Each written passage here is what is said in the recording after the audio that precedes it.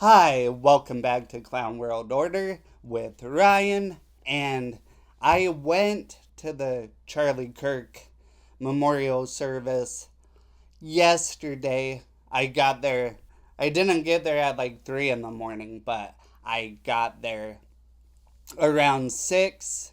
So, yeah, it was a long day. It was a 5 hour service. I thought it was a little bit long. I thought they could have cut it a little bit, but it was good. It just, at the end, it kind of dragged on and on and on. And I was wondering, you saw that video at the beginning of Tucker Carlson. So I was wondering if when he told the story of Jesus being crucified because he spoke the truth against the Jews, I was wondering if he was making a comparison to Charlie Kirk. Because if you haven't watched it, Tucker Carlson talked about it on a show after Charlie Kirk's assassination, saying that Charlie Kirk was questioning Israel and their motives and the money that goes into electing presidents, because in order to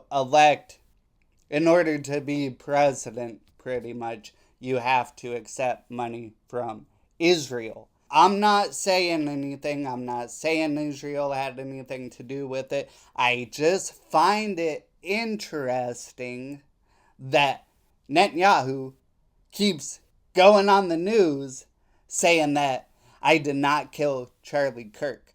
Well, everyone thought it was a leftist terror attack, but you're the one who keeps saying I did not kill him.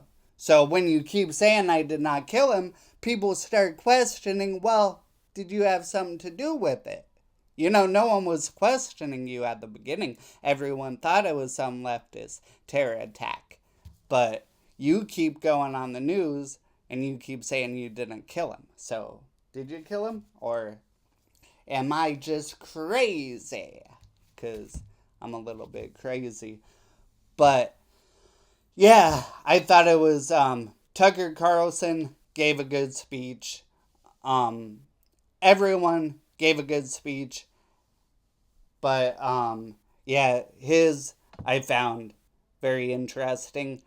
Me personally, I liked the beginning of the service better than the political aspect of the service when Trump and Vance and the RFK and all the politicians spoke, because at the beginning it was people involved with Turning Point, and I thought that was the best part of the service, along with the service with the pastor and everything at the beginning. I thought all of that was better than the political aspect.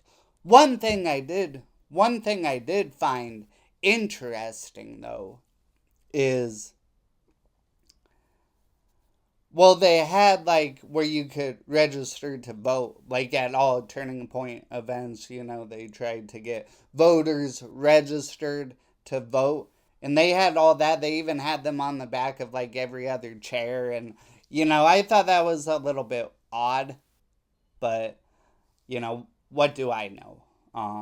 You know, I guess it was turned into a political event, but I thought that was a little bit odd, to say the least.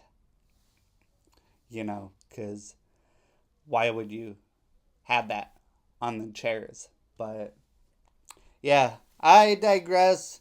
It was a lot of people. They packed the stadium. The Desert Diamond Arena right across the way was the overflow section, and my seat was not very good. It was on the side of the stage, so you couldn't actually see the speakers. You had to look up at the screen in order to see them.